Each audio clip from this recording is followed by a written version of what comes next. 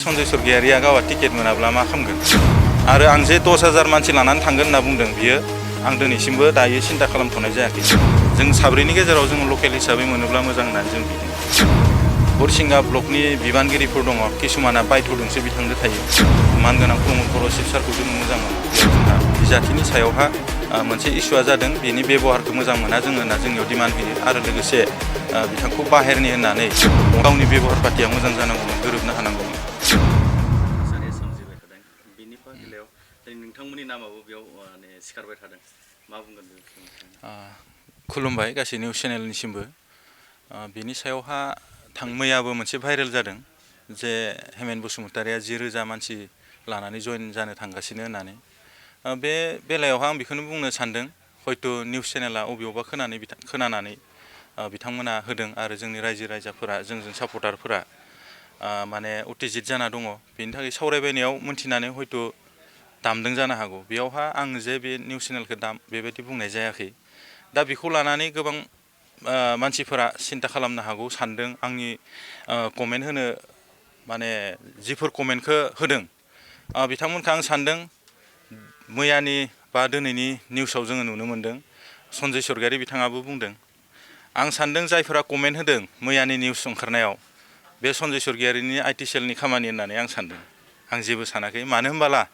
बिथाङा जोंखौ सोंखारिबाय थादों जोंनि हरसिंगा 36 नं समस्तियाव जोङो साब्रै बिजाथि दङ लकेल हिसाबै बेबायदिनो लिटन दैमारि आदा आरो रबिन्द्र बाग्लारि आदा आरो बेबायदि जसि खाख्लारि दङ आरो बेबायदि आंबो दङ हेमेन बसुमतारि हिसाबै दा बेयाव बुंनांगौआ बेसो जे बिथाङा थांनाय सिगाङावबो बुंदों जोङो बेबायदि हाइकामान्डनि खोथाखौ लानानै सोलिबोबाय थादों जोङो दिनै थानो हायैयाव बे निउस चेनेलखौ नोंथांमोनखौ लेंहरनानै जोङो बुंनो रायखांनो गोनां जादों मानो होनब्ला बिथाङा थांनाय बारावबो बुंदों जायफोरा टिकेट दाबिदार गांसे एप्लिकेसनखौनो लिरनो रोङा होनना बुंदों बिथाङा जोंफोरनि गेजेराव दा बिथाङा जे बुंदों बिनि उत्तरखौ रायजो राजायासो होगोन बिथाङा दायो हयथ' गाव हारसिं साननानै जुरजबस्ति आं टिकेटखौ लानानै देरहागोन सानदों बिनि एन्सारखौ रायजो राजाया होगोन निस्सय आरो मैयानि निउसआ दामनानै दिनै ओंखारदों जे जकार होनना बुंदों जकाराथ' गावसो बुंनो थाङोब्ला नङा होमबा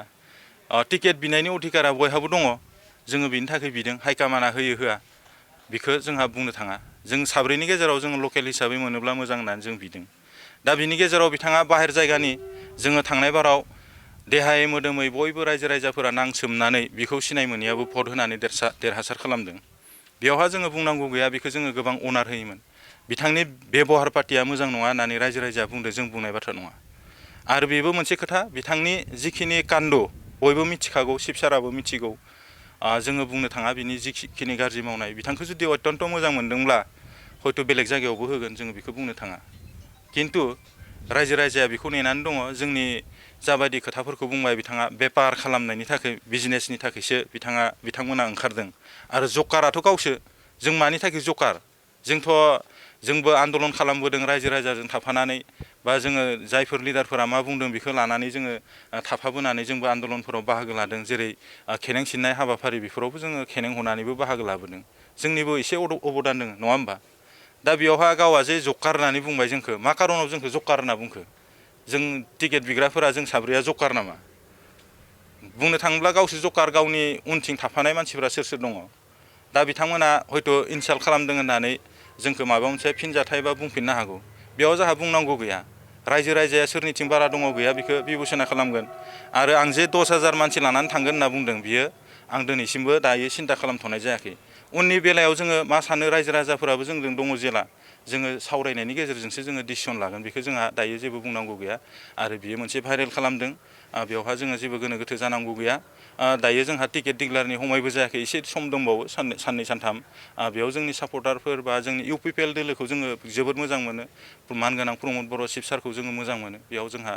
जेबो बुंनांगौ गैया आंनि बुंनांगौआ बिसिनो बिथांनो जुदि होयोब्ला बिनि सायाव माबाफोर नोंथांमोना सानलायनाय जादों नामा जोङो बेनि सायावहा जों जमायैनो जों सावरायबाय थानाय जायो जों साब्रैनि गेजेराव सासे होयोब्लाबो जोंहा जेबो बुंनांगौ गैया जोङो गोरोबलायनानै दङ खिन्थु आं बेखौसो बुंगोन जोंखौ जे जकार होनना बुंबाय गाबोन समफोर जुदि सन्जय सरगयारिया गावहा टिकेट मोनाब्ला मा खालामगोन जुदि इमान इउपिपिएल बा जोंनि मानगोनां प्रमद बर' सारखौ जुदि मोजां मोनोब्ला बिनि एन्सारखौसो आङो बिनिफ्राय फिननायखौ लुबैदों गावहा जुदि मा सानो गावहा टिकेट मोनाब्ला मा खालामगोन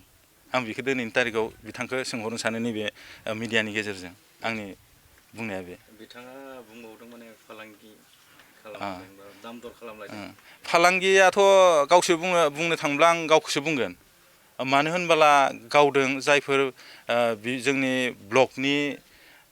हरिसिंगा ब्लकनि बिबानगिरिफोर दङ किसुमाना बायध'दोंसो बिथांदो थायो बिथाङाथ' बुंनो थाङोब्ला खरसाबो खालामा होनना जोंनो इनफरमेसन होदो बिबानगिरिफोरा बेखौ जों मिथिनो मोन्दों अब्ला जुदि गावआ फालांगि नङाब्ला गावआ मानो गावनि बिबानगिरि बा रायजो राजाफोरखौ गासैनोबो खामानि दामानि बा माबा मोनसे होजोबनो हाया खिन्थु गावनि बेबहार पातिया मोजां जानांगौमोन गोरोबनो हानांगौमोन नङा होमबा आं बेखौ बिथांनिसिम मिथिनो लुबैदों फैबाय थानाय समाव जुदि नोंथांमोना टिकेटखौ मोनाब्ला माबायदि डिसिसन खालामो बेनि खोथाखौ आं हारसिं डिसिसन दायो लानो हानाय नङा जोंहा सासे गैबावा जों सावरायनायनि गेजेरजों जोङो साब्रैबो डिसिसन लागोन आरो जोङो दासिमहालागै बेबायदि नेगेटिभ बाथ्राखौ जों सानथ'नाय जायाखै थारैनो मैया ओंखारनाय बायदि जिथु निउसाव नोंथांनि मोनसे ओंखारदोंमोन जि 10,000 रायजो राजाफोरखौ लानानै नोंथाङा गुबुन मोनसे राजखान्थि हान्जायाव हाबहैगोन होननानै नोंथांमोना जुदि टिकेट मोनाब्ला बे राहाखौ लानानै जागोन बेयावहा बुंनो थाङोब्ला जोङो 10,000 माने बुंनो थाङोब्ला जों साब्रैबो दङ आदा लिटन बा रबिन्द्र बाग्लारि मोनाबो इउपिपिएलनि सिनियर लिडार आरो जसि खाख्लारियाबो गोदोनिफ्रायनो पार्टि खालामबोदों निस्सय 10,000निबो बारा जों साब्रैजों दङ होननानै आं बिसासाव दङ निस्सय बिथांमोनाबो जोंखौ एडभाइस होगोन रायजो राजाफोरा बिनिफ्राय जोङो रायजो राजा आरो जोंनि गासै जोंजों थाफानाय सापर्टारफोरखौ लानानैसो जोङो सावरायनानै डिसिसन लागोन दा जोङो जेबो बुंनो सानाखै इउपिपिएल हिसाबै प्रमद बर' सारखौ बयबो मोजां मोनो आरो इउपिपिएलखौ मोजां मोनो खिन्थु बिजाथिनि सायावहा मोनसे इस्युआ जादों बेनि बेबहारखौ मोजां मोना जोङो होनना जोंनियाव डिमान्ड होयो आरो लोगोसे बिथांखौ बाहेरनि होननानै अनोब्ला जेरैहाय जोङो एगजामपोल नुयो गुबुन जायगाफोरावबो बेबायदि गुबुन जायगानि मानसिफोरखौ डाबल होनाय जोङो नुवाखै रेकर्ड बिदि नुवाखै बेखौ नायनानै रायजो राजाफोर बा जोंनि जायफोर जोंजों गिदिंफानाय सापर्टारफोर बिथांमोनाबो बुंगासिनो दङ खावलायगासिनो दङ जों सनजय बिथांखौ जुदि हाइकामाना जुदि बहाबा बोथ्रोदा बे बिनि खोथा खिन्थु आं सोंनाया मा जोंखौ जे बिथाङा जकार फालांगि बेबायदि बुंबाय बायदिसिना एप्लिकेसन लिरनो रोङा खिन्थु गावआ जुदि गाबोन समफोर टिकेट मोनाब्ला मा बेबस्था लागोन गावआ मा सानगोन मा